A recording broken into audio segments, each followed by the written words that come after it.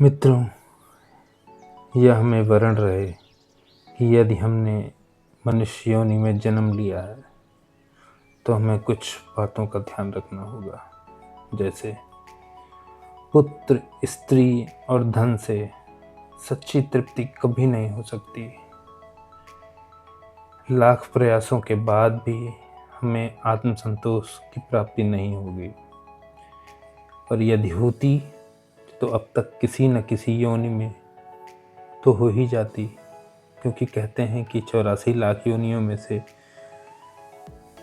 कभी कुत्ते का जन्म होता है, कभी बिल्ली का, कभी चींटी का, कभी कीड़े का, कभी मकोड़े का, कभी हाथी का।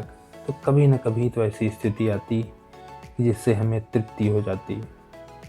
इसलिए हमेशा ध्यान रखिएगा कि पुत्र, स्त्री और धन से कभी सच्ची तृप्ति नहीं हो सकती। सच्ची तृप्ति का विषय यहाँ केवल एक परमात्मा से है। सच्ची तृप्ति तभी मिलेगी जब हम जीवों को सदा के लिए परमात्मा मिल जाएंगे, और परमात्मा ही हमारी तृप्ति का माध्यम हो सकते हैं। इसके अतिरिक्त इस संसार में कहीं कोई व्यवस्था नहीं है कि जिससे कि हम को तृप्ति मिल सके या आत्मसंतोष की प्राप्ति हो सके। और दुख मनुष्यत्व के विकास का साधन है। सच्चे मनुष्य का जीवन दुख में ही खिल उठता है। जो सच्चा मनुष्य है, धैर्यवान मनुष्य है, यदि दुख की परिस्थिति में उसने अपना धैर्य नहीं खोया, उसने अपना आत्मसम्मान नहीं खोया, ईमानदारी पूर्वक कार्य किया, तो यकीन मानिए कि उसको सच्चे मनुष्यत्व की प्राप्ति होगी।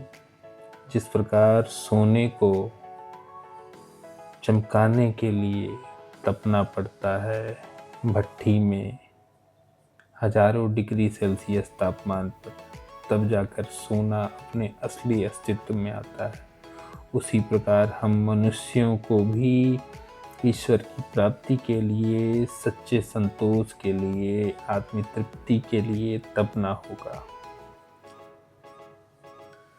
तपने का अर्थात यह नहीं कि हम परेशान होकर घूमें। तपने का अर्थात यह है कि तपन हमारे भीतर होनी चाहिए। मुस्कुराहट हमारे चेहरे पर, नित्य हंसमुख रहो, मुख को कभी मलिन न करो। कभी आपके मुख पे मलिनता की भावना नहीं होनी चाहिए। यह निश्चय कर लीजिए कि शोक ने तुम्हारे लिए जगत में जन्म ही नहीं लिया है। आनंद स्वरूप में सिवा हंसने के चिंता का स्थान ही नहीं है। सदैव ध्यान रखें कि सर्वत्र परमात्मा की मधुर मूर्ति देखकर आनंद में मग्न रहिए, मस्त रहिए, पागल बन के घूमिए। जिसको सब जगह उसको मूर्ति दिखती है, जिसको सभी जगहों पे ईश्वर की मूर्ति दिखती है, यकीन मानिए असली आनंद स्वरूप की प्राप्ति उसी व्यक्ति को होगी। और शांति हमारे भीतर है। हम शांति की तलाश में भटक रहे हैं। कामना रूपी डाकिनी का आवेश ही हमारे शांति को भंग करने के प्रयास में निरंतर लगा हुआ है।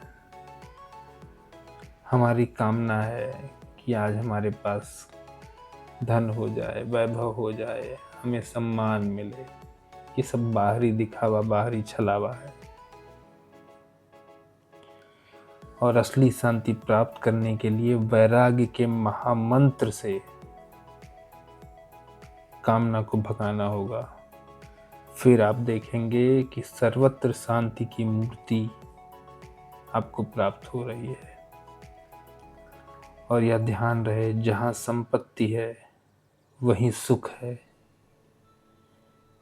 इसमें लेस मात्र भी सत्यता नहीं है।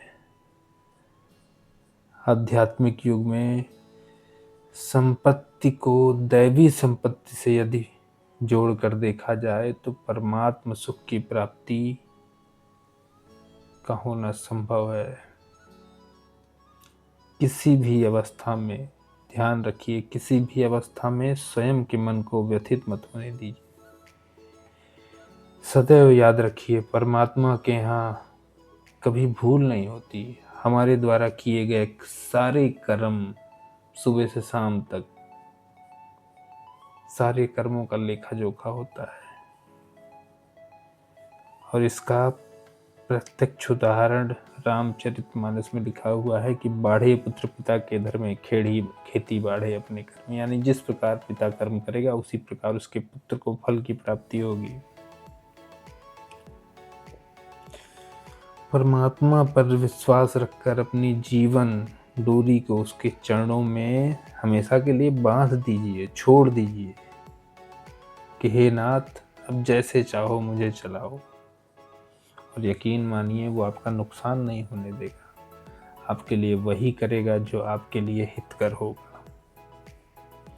और जो बातें बीत गई, जो गलतियां हो गई, उसको चिंता करने की कोई आवश्यकता नहीं है।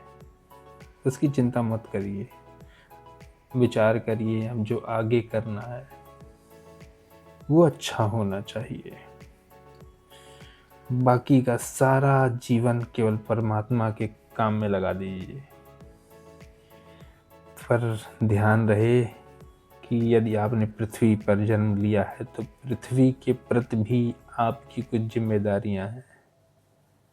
ईश्वर ने अगर आपको पृथ्वी पर भेजा है तो परिवार में भेजा है, और आपका परिवार है तो आपका यह भी कर्तव्य है कि अपने मूल कर्तव्यों के साथ साथ अपने पारिवारिक कर्तव्यों का निर्वहन भी करना अति आवश्यक है। इससे आप हट नहीं सकते, इससे आप पीछा नहीं छुड़ा सकते। और यदि आपकी आस्था ईश्वर पर है तो ईश्वर आपके दोनों कर्मों के निर्वहन में आपकी पूरी मदद करने में सक्षम है। इसी के साथ जय बालाजी महाराज, जय बजरंगबली।